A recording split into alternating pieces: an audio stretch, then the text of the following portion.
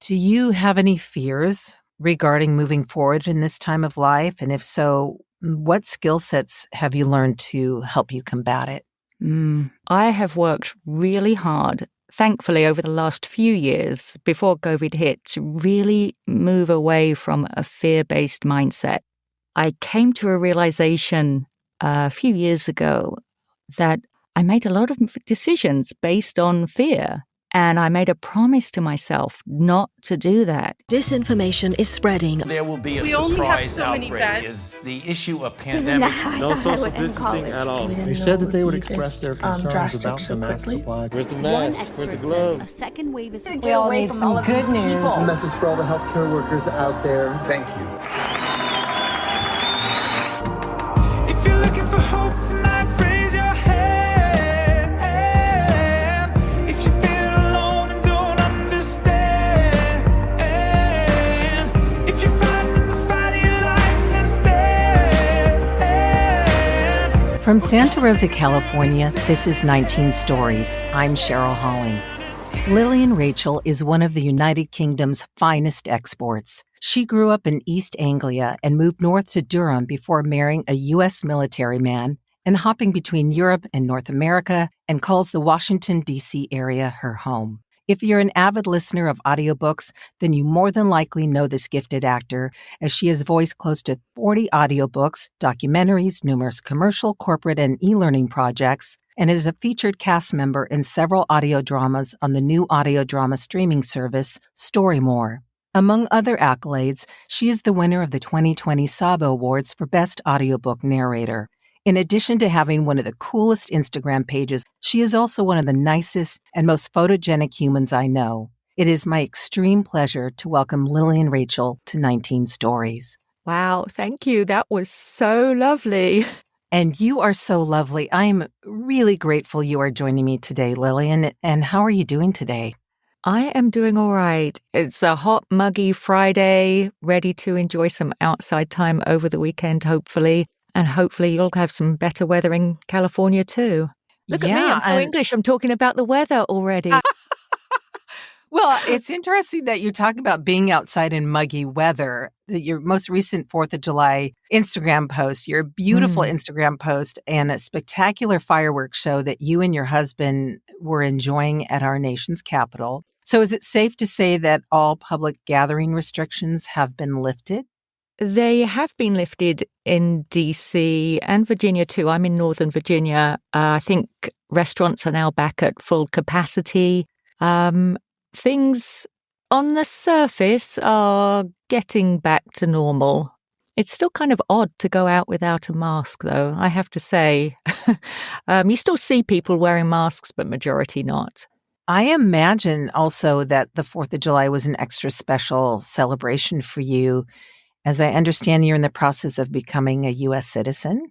I have started that process, yes. I put it off for a long, long time. I've been eligible for a long time, but we had always planned on retiring in England, so I did not see a reason for doing that. But now here we are, and my children are at college, university here, and it looks like they're going to be settling here. And we're thinking, you know what? Do I really want to move back to England while my children and maybe grandchildren are here? Probably not. So we also have plans to retire here now. So it's time to get that started. Yeah. Kudos to you. And they were both born and raised here, correct? My eldest was born in Germany. We were based in Germany for a while, and she was born there. My youngest was born in Mississippi. So they're both dual citizens. Germany and Mississippi. There's a song there somewhere. I'm sure. So given your mom, as you would say, and your dad, and you have one sister, is that correct? That's right, yeah. They still live in the UK. I'm curious how long it's been since you've been able to visit your family over there. Oh, it's been 3 years. We were going to be going in 2020. Of course, that did not happen. And now I keep looking at things to open up more over there so that I can book to get over there. I think things have just changed. It was that you had to be in quarantine there for 2 weeks and take several tests while you were there.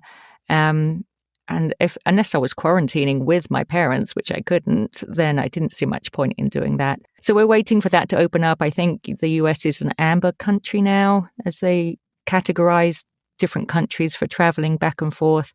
So soon it will go. People are saying, why don't you book? While the flights are cheaper. I'm like, well, by the time you add on $150 for each COVID test, it's not really much cheaper. So I'm going to wait so that I can be sure that I can go and let my parents know as soon as possible. Looking forward to doing that. Maybe September. Things will be good by September. It's so hard to know. And the thing about traveling somewhere, I mean, certainly the vacation allotment is much more extensive in the UK and other parts of Europe where there's 1 to 3 months of vacation time. But for most Americans, it's a week to 2 weeks. So by the time you fly over there, quarantine, it's time for you to fly back and you don't visit anyone. So Yes. it's really almost impossible. I know that in 2020, during the initial shelter in place, you experienced the loss of your mother-in-law, Ruth, who lived in Santa Barbara, California. Which is a devastating time to lose any of our family members. But given that it was the beginning of COVID, how were you and your husband able to handle all you needed to do and prepare to honor and memorialize her given the travel restrictions? It was a challenge, to put it mildly. Yes, she passed on March 27th, so it was early. Oh, wow. Right at the beginning. Yeah. California, everywhere was shut down. We were shut down. California was shut down. There was no way we could travel that early. So we had to deal with doing everything over the phone that we could do. Of course, we had to just go ahead. She had made plans for her funeral, and she was cremated. So that all just went ahead with nobody there. I was like, she just had to, I hate to say it, but she had to be stored until we could get there, which is horrible to think about. But at the same time, in a practical way, you will just understand that has to happen. So we couldn't do any memorial service at all. We had to go over there to close out the estate because, of course, the house is just sitting there empty. Everything's just sitting there. So eventually we got over there in July. I think things were end of June, July time. Things were middling in California there. Things were partially open, put it that way. But while we were there, things closed down again. So the things that we had planned on doing again had to get put on hold, and we just had to hire somebody to clear the estate. And we had a very small little memorial service with just family and her close neighbor and her minister. And that was it. That was outside. And that was all we could do. So, and it's strange to think now that there probably won't be a proper memorial service for her because it's just would have been so long. It's a very strange situation to be in.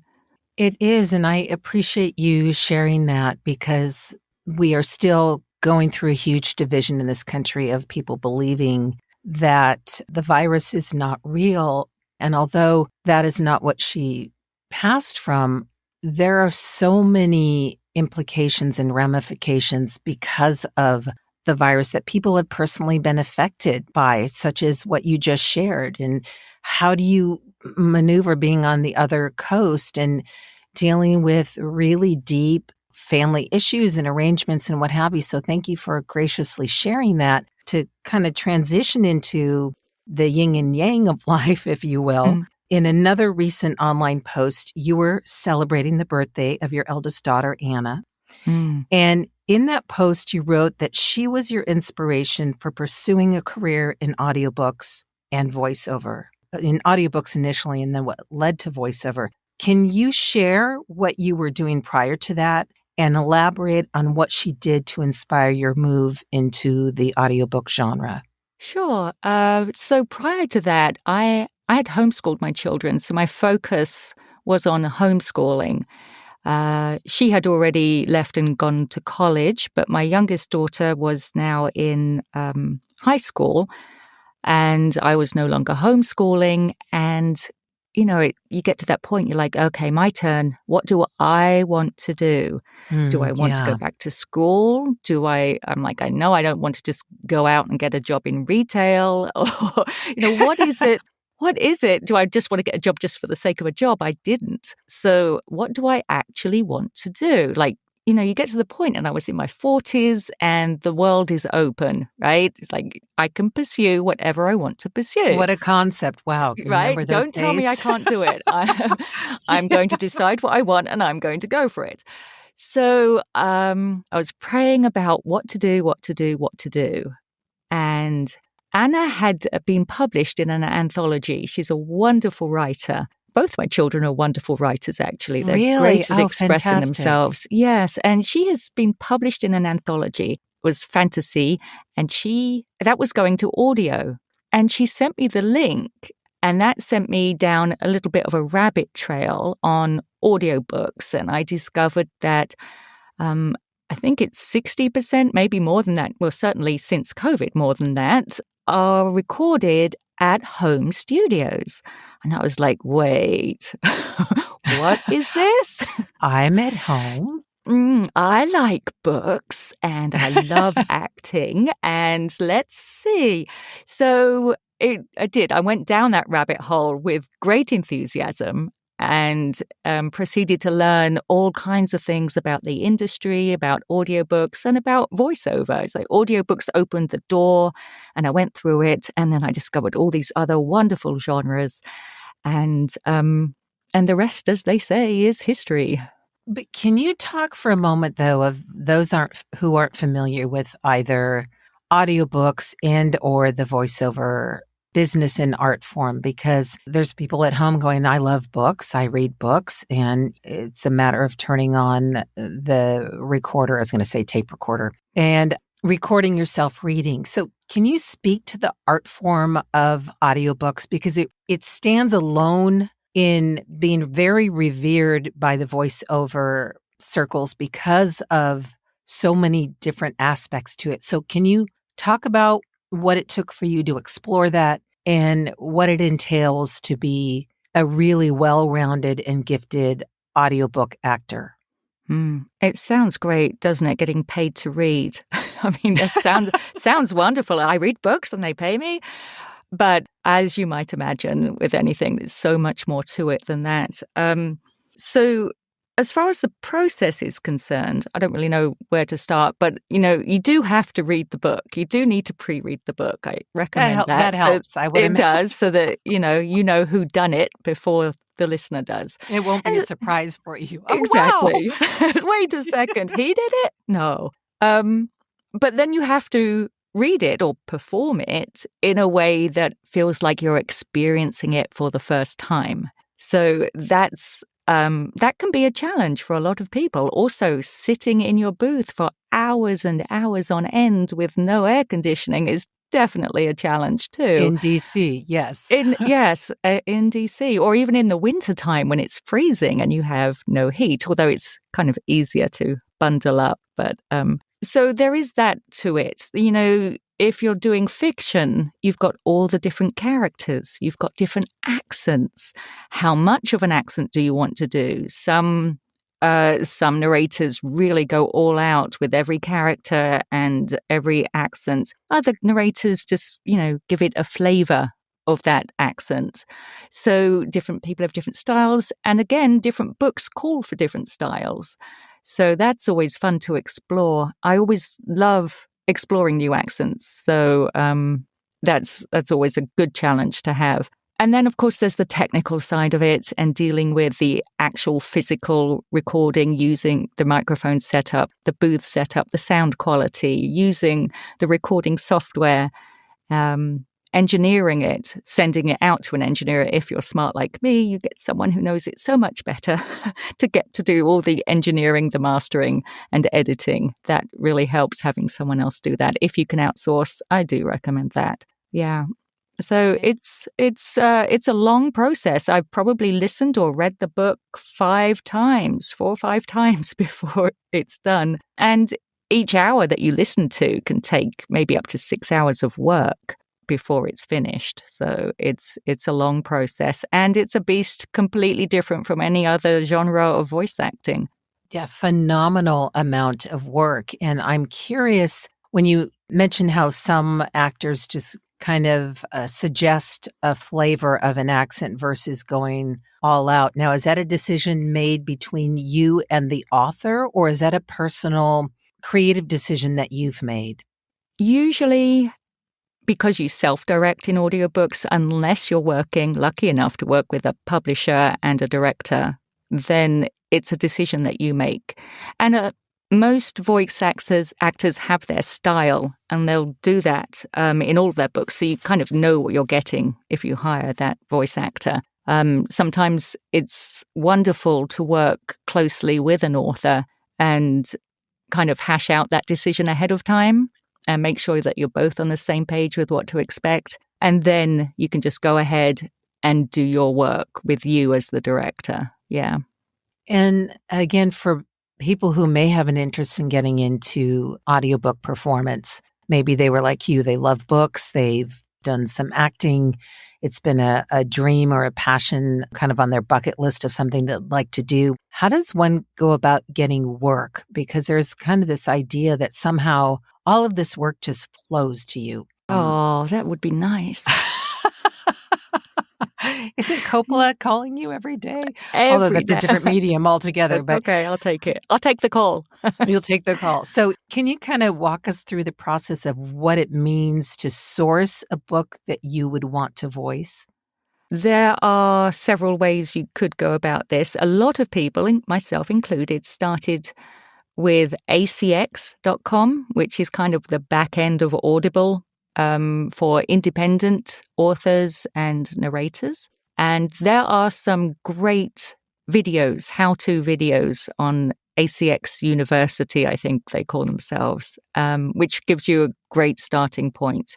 Also, I recommend working with a coach who can direct you to places specific that will be useful for you, knowing your genre, because if you're just starting, you might not know the best work to pursue, put it that way. I also like to reach out and create a relationship with authors directly. So I love to find independent authors and get to know their work, get to know them, and see if we would be a good fit to work with each other, which is always a thrill to actually work with someone you feel like you know.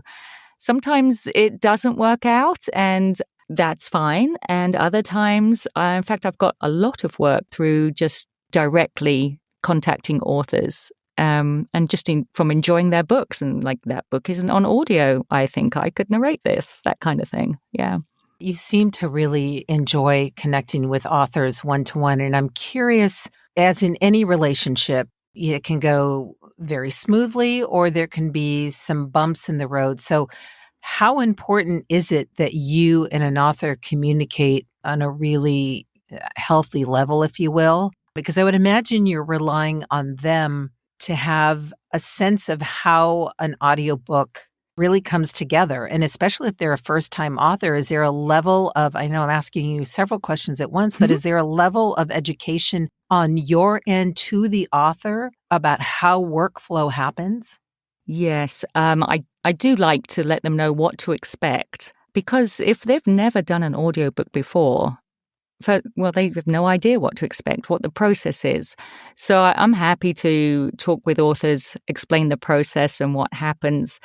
It is best to get that all done on the front end, because unless you can feel free to pursue your artistic vision of the book, if they can let go and trust you with that, that's what they're hiring you to do. So really reassuring them to say, it's okay. I've got your baby now. It's going to be okay. And you're going to love it. So that's definitely just communicating. I love communicating with authors. Some of them like a lot of communication. Some of them don't. Some of them I never talk with at all. and whatever they're comfortable with.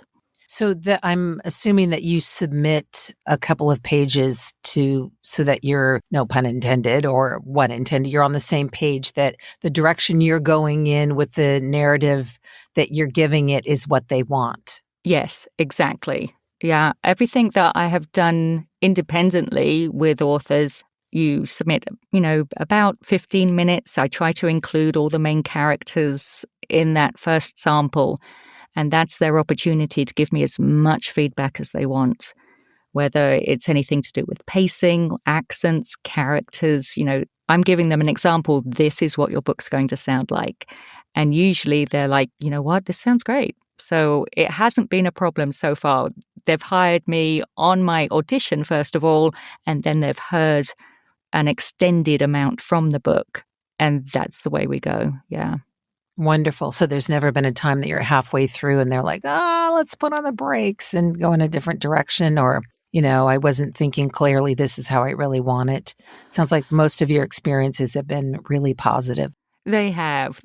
Well, halfway through, they wouldn't hear it. They won't hear it again until the end. Because if you have too much back and forth, then apart from adding a lot of time to the whole project, then it gives too much opportunity. It's almost like having too many cooks in the kitchen. Yes. Having too much input, and it can actually spoil the end result.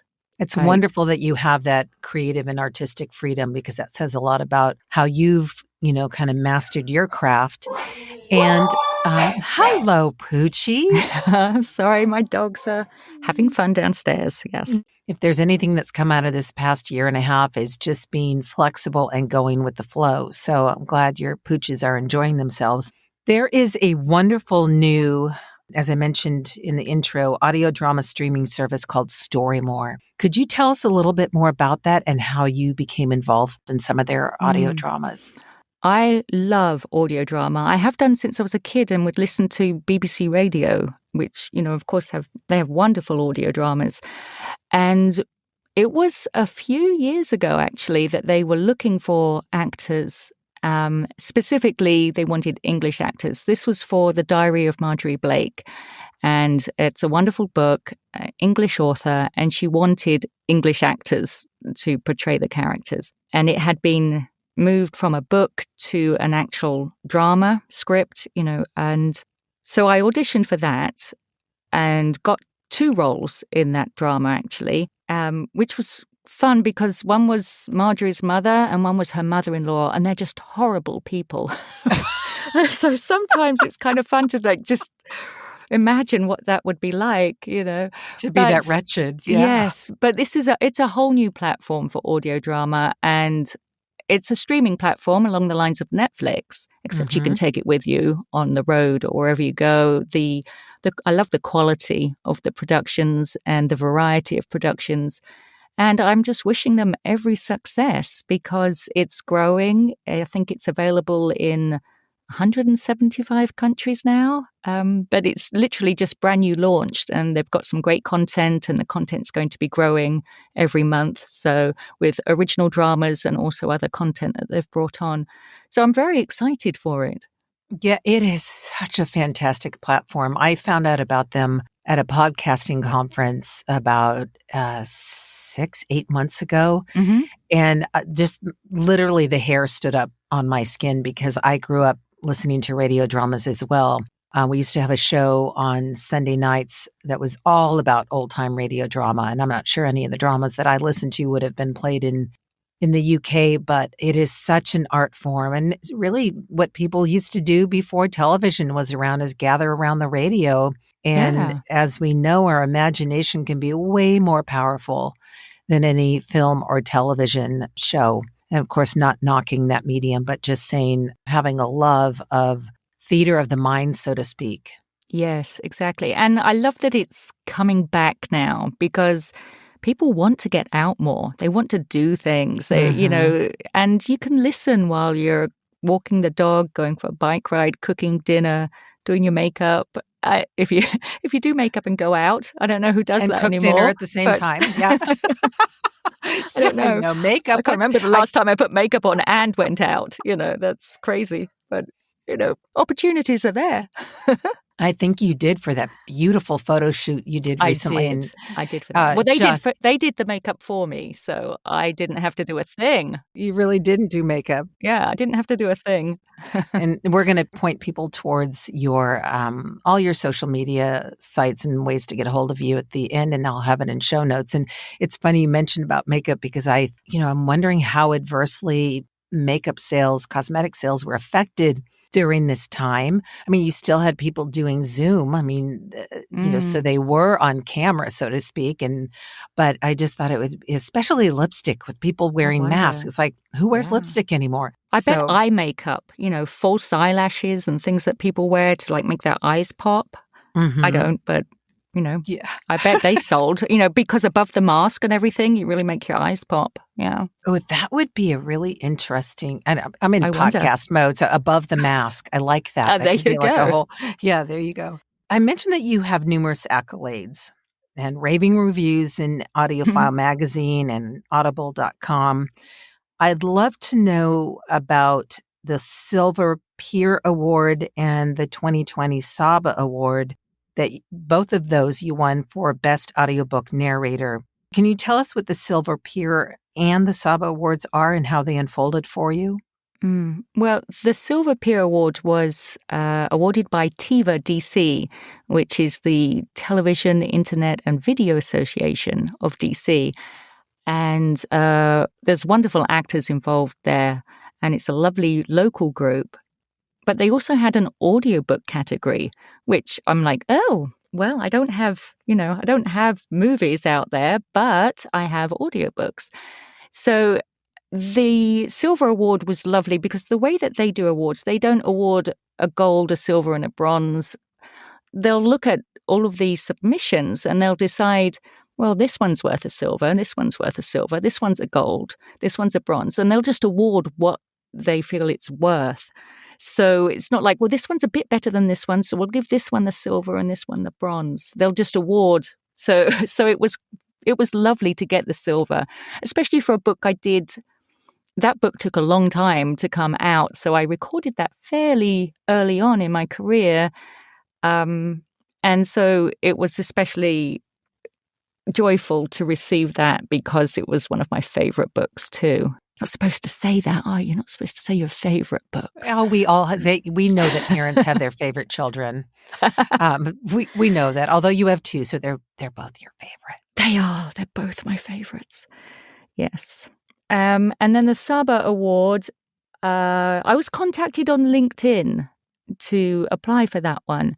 So that was a very fun one. And again, it was another online ceremony. So it didn't get to go to these wonderful red carpet deals, but still receiving the award was wonderful. And that was judged by fellow voiceover artists. So that I really did appreciate that because, they know what they're listening for, So that was really good. Yeah. So I didn't realize, first of all, what does SABA stand for? Yes, that's a good question. Putting you on the spot. It's okay. Something Audiobook Awards. The S isn't for something. The S is something Audiobook Awards. I can't remember. Oh, that's awful, isn't it? No, it's okay. I'm drawing a blank. It's okay. I'm drawing a blank. But they're a wonderful organization. Because I actually looked it up and came across South Asian Book Awards or something. And I knew it was, I figured that because it was for children's books. And I was like, well, Lillian's not Asian and it's not a children's book. So this is really going to bug me because it is Sound Advice Book Awards. There you go. That's it. Yes. Sound Advice Book Awards. I was just going to look that up. Yeah. Sound Advice Book Awards. Yeah. And so there was wonderful authors on there too. So great books, great new books that were being recognized as well. And the fact that you were nominated or voted on by your peers, which you had the Silver Peer Award, then the SABA Award, which is, again, Sound Advice, but you were voted on by your fellow voice actors. So those are really wonderful. I mean, we all love to get accolades from our peers, right? Absolutely. I like these award ceremonies because I don't feel like it's something that I pay to put myself in for. It's not, I don't know. I don't want to knock other award ceremonies, but it's not a pay-to-play thing, so. Exactly. I understand what you're saying. And those are truly one of the best. And the fact that it was the Silver Pear for one of the first books that you did kind of affirms that you were headed in the right direction from day one. I think that's safe to say after close to 40 books and all the other work that you're doing. So if you had to pick one of your greatest achievements in all the work that you've done, whether it's audiobooks, if it's commercial narration, documentary, etc., or it could have nothing to do with your voiceover career, what would it be? Oh my goodness, that is an amazing question, Cheryl. I think of them from time to wow. But you want me to pick one achievement? That's, I don't know.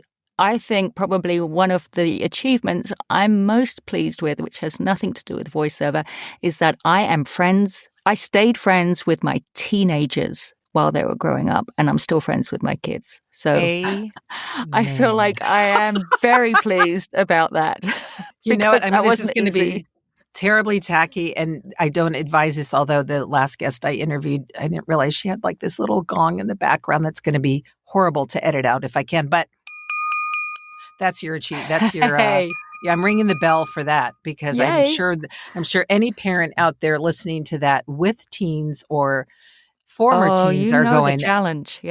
Are going, how on earth did you do that? That is grace remarkable. Of God alone, but I'll tell you. Yeah, and speaking of which, because you mentioned prayer earlier and you mentioned the grace of God, do you have or rely on a particular faith to help you through this time? Or any time in your life? Yeah, every single day, Cheryl. Yes, I'm a Christian, but for the grace of God, I do not know how I would be where I am today, for sure. I think that's safe to say for all of us, especially if we're here and breathing and living and not only surviving, but thriving during a time that has been so devastating to many, many, many, many people worldwide. So thank you for sharing that statement of faith. And going on the other side of your achievement, we've talked about your relationship with your teenagers, which is a beautiful thing and really is quite an achievement. Conversely, do you have a less than successful time that informed you of the next right step? Interesting. Let me think. Well, going back to my children, you could tell they play a big part in my life. I did homeschool my eldest all the way through high school, and that was the right decision for her. She had a lot of struggles during high school, and she's even said herself now, she's 23, she knows that was the right thing to do at the time. But my youngest, we realized that, you know what, I don't want to homeschool her. She doesn't want to be homeschooled. I want to be her cheerleader. I don't want to have to be the teacher as well, So she went to high school. She went to a local high school. And so it's not that it was a failure with my eldest. It certainly wasn't. However, it was the right decision to have my youngest daughter go out to school, definitely. Homeschooling through kindergarten and the younger years is such a joy, and then it became such a struggle, and it was definitely the right move. I've talked to several mothers who've homeschooled during this time, and although your children were long past the homeschooling years during COVID, the appreciation for mothers who homeschool, I think, has increased exponentially. I think it's safe to say, given people who were instantly forced into being homeschoolers, both mothers and fathers, and realizing this is really difficult. Yeah. It's wonderful to have the choice to do that. But when you don't have the choice and you have to do that, I mean, that sucks. Isn't that the difference? I mean, really, I think with anything, when you're forced to do something versus having the choice to do it, but wow, does that give you an whole new appreciation for what it means to take that responsibility on. Given that, do you have any fears regarding moving forward in this time of life? And if so, what skill sets have you learned to help you combat it? I have worked really hard, thankfully, over the last few years before COVID hit, to really move away from a fear-based mindset. I came to a realization a few years ago that I made a lot of decisions based on fear. And I made a promise to myself not to do that. Fear is not a basis for making a decision, not a healthy one. So I worked so hard to overcome that. And I saw it rear its ugly head during COVID. And I was like, no, I'm not slipping into that. So in order to really acknowledge that, sometimes I really had to unplug and withdraw. And I love to connect with people. I'm an introvert, but I'm definitely a social introvert. I love connection and I love talking with people and just being with friends. But during the 2020 and all of the isolation, sometimes I had to pull back even further, not just physically, but I had to pull back socially and from the news and just reground myself. Take that, as you talk about, take that 10th breath and then decide, okay, now mindfully, what do I need to do? What do I need to do for my health? What do I need to do for my family? How do I really want to move forward rather than just react in fear? Which is really a very healthy awareness, self-awareness for you to be able to recognize what you needed. But I'm curious how you did that. I mentioned your Instagram site.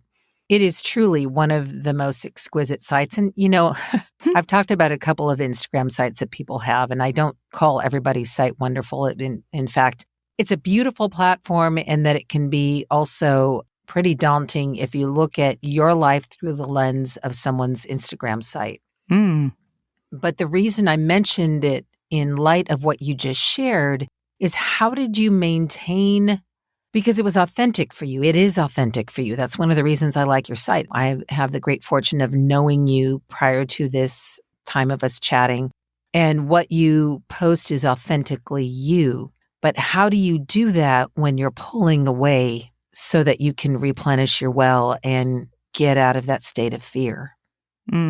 First of all, it's too much hard work not to be authentic. I do not want to go through all that. To a certain extent, yes, it is curated. But at the same time, I don't post usually just for the sake of posting. So, and I think if you look back through 2020, you'll see times when I didn't post anything. Other times when I've just maybe liked things without engaging with them. Other times I really choose who to follow and who to share, both on Instagram and to a lesser extent on Facebook and Twitter, although I don't really do too much on Twitter at all because that's just a whole other mindset. It moves so quickly. But I only follow people that I want to. Does that make sense? Like, I'm not going to follow someone just because I feel like they're an influencer or they're posting negative things or disruptive things. But at the same time, I've also had the joy of actually expanding my views through social media and Instagram and following people that I would never meet in real life, never have the choice, have the opportunity to interact with. And I've been able to learn from people who walk a very different life from me. And I really appreciate that. That's the beauty, actually, the very positive, beautiful side of social media is that it can be very mind expanding in a positive way because it, like you just said, it puts us in contact with people that we would probably never bump into in real life or seek out. And there is much to learn. And the hope is in transitioning that online way of communicating into real life, where maybe when we run into someone that we would probably never seek out to be a friend or run in the circles with, that we would have a more open mind and empathetic heart that, wow, there's a real person here and there's much to learn from them as opposed to just face value, literally and figuratively. Absolutely. Yes, absolutely. So, Lillian, what makes you hopeful? What makes me hopeful? I am so hopeful that moving out of this horrible time, people would have learned something. It might be naive to think so. Sometimes I think it is, but I am intrinsically an optimist. I'm an optimistic person. So I've got to say that I do try and keep that hope alive in me that people will learn and move towards being more open and accepting of their neighbors. I'm so hopeful that those of us that are trying to do that, as we get out and interact with people more, that will have a knock-on effect, and people will see that it's okay. Not only should you love your neighbor, but it's okay to do that. It's okay if your neighbor's different from you. It's okay if they don't believe the same thing as you. You can still love them. And let's just hope that does happen more and more. That's beautiful. And we certainly do hope for that. I mean, you live around the nation's capital where we experience something in our country that we've never seen nor expected to. And it would be easy to kind of take a different route in your thinking based on that.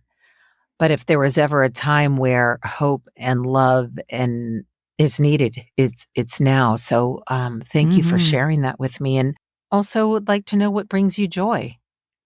I find when I focus on gratitude that I find joy. I think that joy and gratitude are intrinsically linked. Yes. So I find like when I find myself being thankful for even the little things in my life, that I become joyful. I just walking my dog around my neighborhood, instead of wishing I was living somewhere else, I can appreciate what I have here. And I just, see someone's planted new flowers in their garden and look at the colors and look at my dog who used to be so scared and fearful. Look at her wagging her tail. Just the things that are around me, I can find joy from. But I also feel joy when I see others succeed and celebrating.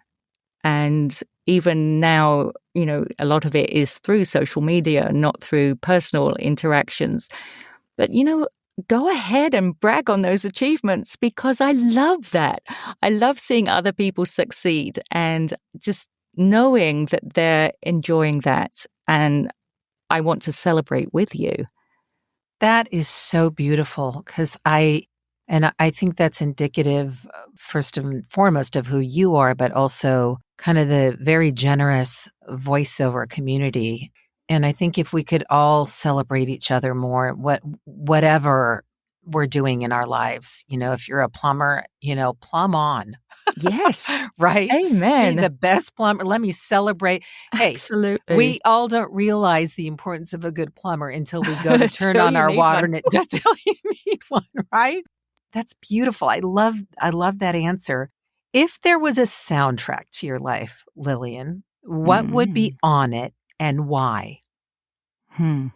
Definitely some praise music, because I love to connect and get my heart and mind in the right frame through some good praise music.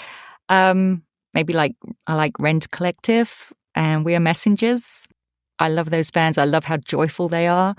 But also some old hymns. That's what I grew up with. And it's funny how you just, you hear it and you know all the words still because I just grew up with them. And I love to sing them with my mum. There'd be some good 80s pop on there too, for sure, because, that's my age. That was my coming of age music in the 80s. And that doesn't leave you. Whatever era you came of age, that's your music. That comes on and it flips a switch, right? It absolutely does. And I love that you mentioned hymns and also the era of music that you grew up with, that it's your music, because I was watching a sermon this past Sunday and some old hymns, the praise and worship band were singing some old hymns. And it's amazing how our minds truly are the best computers in the world. Because you may not have heard this music for 40 years, but all of a sudden you know every lyric. I can't remember what I had for dinner yesterday, but that song comes on and I'm there. Yes. I don't remember 100%. breakfast. In fact, did I wake up today? Are we talking right now? I don't know. What's going on? But I do have to wonder, this is going to sound terribly cynical, and I don't want to turn it to that because this has been so beautiful. But you got to wonder, I'm going to sound so old. Some of the music that's coming out now, are these children literally going to look back and go, yeah, that we music? They really are. They really are. I see it in my kids already. And I'm like, oh, no. We won't name any names, but I just got to wonder sometimes. So, Also, I want to say that the song of the moment for me, this goes back a little further than the 80s, I think. But the song of the moment, that song that you put on when you don't feel like going to work and you just got to get up and get going. Okay? Mm-hmm. Listen to this. I Feel Love by Donna Summer. Right? It's just the right length. It's got that beat. You can just sing along and belt it out. It's perfect. Okay, first of all, I am truly one of Donna Summer's fans. Really? I've seen her brilliant. Probably 3 or 4 times. Oh. I did see her once where she came up. You know how they have a spotlight in the audience and you're wondering what's happening? Well, it turns out she was standing next to me when she opened up this song and her gown was brushing against my hand. So, my goodness. But that particular song, why out of all her songs, I mean, not that there is a bad song that she's ever sung, but why that one? I don't know. I think it's because I love to focus on love, right? I mean, going back, not that this is necessarily a Christian song, but going back to my faith, all we're called to do is to love God and love others. That's it. That is the sum of everything. And when I'm out of whack, for whatever reason, feeling fear or depressed or something, I have to sit and ask myself, where is my focus? Where's my focus? What is it that I'm finding worth in that I'm not feeling it right now? What's going on? And if I refocus again on love, then, everything else is going to fall into place. Okay. And so this song, I don't know, it's got the right beat. It's got the speed. It's got, the anthem quality that you can just really sing along. I don't do karaoke, but you and I, when we get together, we need to karaoke this song out. We're gonna bust a chord on that. We are. I so wish that I could end this particular episode with that song. I'm going to look into clearance on that. You can't help but dance to it. I tell you, this starts that starting beat, and you're like, yes, I'm moving now already. I've got it in my head. It's going. I'm ready. I loved the explanation as to why that song, that is so beautiful. And I want to ask, is there anything else about this particular time in your life that you would like to share or talk about? I think, I don't know, that sounds like I need to say something really deep and meaningful and inspiring, you don't. But I can't think of anything because things will come to me tonight when I'm falling asleep. Something will pop in my head and be like, oh, I should have told Cheryl that because I'm an introvert and that's what we do. But I can't think of anything right now. Thank you for asking. Yes, I just wanted to know if there was a particular, new coffee that you wanted to share with everybody, or a pastry, or which I happen to know are your two. I do love Together Coffee by Secco. I don't know if you've ever heard of that brand. It's a wonderful brand that supports women around the world. They have fantastic things. And Secco have started selling coffee. And actually today I just ordered, and don't laugh at me, okay, but I ordered decaf coffee because I love coffee so much, but I also love sleep. So sometimes after dinner, I just want a cup of coffee and I have to go for the decaf. I'm not laughing at you because of what you said. I'm laughing because I have literally said that before, that I need to fall in love with that. And I do drink half decaf from time to time if I realize I'm having too much caffeine. But I said I have to fall in love with the flavor on its own because I'm the same way. I love coffee. And I love coffee-flavored coffee. Like, don't put all the stuff in it. Just if the coffee's good enough, you don't need all the flavors. I just love coffee-flavored coffee. What the heck is coffee-flavored coffee? It's just coffee. You know, people add the hazelnut, they add the vanilla, they add raspberry. Okay, I don't know what they do. No. You mean you just like the pure essence, the pure I bean do. of Pure coffee, man. Yes. Pure good coffee. Just hook me up with an IV, and I'm yes. Although it bypasses the taste buds, and so it's my comfort food. What can I say? How can people get a hold of you so they can hire your mellifluous voice? Mellifluous. All right. And my website is lillianrachel.com, and my email is lillianrachelvo@gmail.com. And do you want to share your Instagram handle? My Instagram is also lillianrachelvo. Yes, come interact with me on social media. It can be fun. Oh, it's fantastic. You got to go check out her new red Doc Marten boots. Oh, I love them. I have way too many red shoes, I realized after I bought those. One day I should take a picture of all my red footwear. It's more than one person should own, for sure. You know that's my favorite color. Or I maybe love it. Know. I don't know why it's red shoes. I don't know why, but it just is. It's something. They go with everything, absolutely everything. Well, Lillian Rachel, thank you so much for taking this time out of your schedule and chatting with me and sharing your beautiful stories and your heart and your voice. I mean, everybody out there is, I'm sure, just riveted to the sound of your voice because it's beautiful. And that's the reason that you are in the medium that you're in, because you share it with the world. And we're very blessed to have it. And I'm blessed to call you friend and to have you as a guest on my podcast, and look forward to the time that we can meet in person. So we've had this friendship online and on the phone, and one day we will get to meet each other and celebrate life in person. We will. Thank you so much. As always, it is a pleasure to talk to you. I just enjoy your company so much, and one day it will definitely be in person. All right. I'm looking forward to it, and actually going through on a scavenger hunt through your closet for red shoes. Wait, what size are you? I don't want you to steal any. That's okay. I'll stay away from your red shoes and I just stick with our friendship. Thank you once again, my dear. I appreciate it. Thank you so much. If you like this episode of the podcast or any other episodes of 19 Stories, would you be so kind to leave me a nice word or two? You can do so on the podcast page of my website, soundsatchelstudios.com. I'll include your recorded review in a player that is featured there. I appreciate your time in doing so. I'd also like to thank the following news outlets for the use of their clips in so aptly painting the picture of the fear that we're facing during this pandemic: BBC, PBS, Now This, UNESCO, and Some Good News. I especially want to thank Joel and Luke Smallbone, otherwise known as the Group for King and Country, for allowing me to use an excerpt of their song Together, which could not be a more hopeful and inspiring song for such a time as this. Finally, I'll leave you with the following from Proverbs 23:18.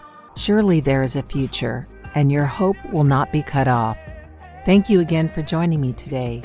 Feel free to offer feedback or a story idea at 19stories@soundsatchelstudios.com. Visit my website at soundsatchelstudios.com, via Instagram at CherylHollingVO. I look forward to sharing more stories on the next episode of 19 Stories From Fear to Hope. Until then, stay healthy and hopeful. Together with our differences, together we are bolder, braver, stronger.